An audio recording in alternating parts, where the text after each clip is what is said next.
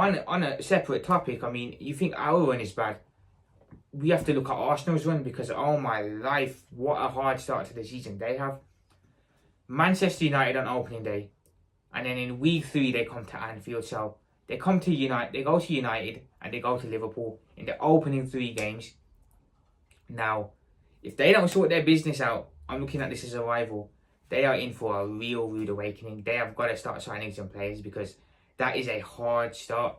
Say what you want about United being crap. Arsenal don't usually go to Old Trafford and win.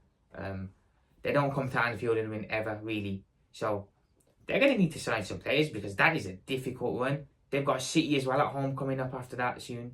They've got Chelsea away. So they have definitely got the hardest run on paper. So listen, guys, they've got the hardest run. So that'll be the excuse. If they don't win the league, it'll be we had a hard run at the start of the season. That's why we couldn't do it.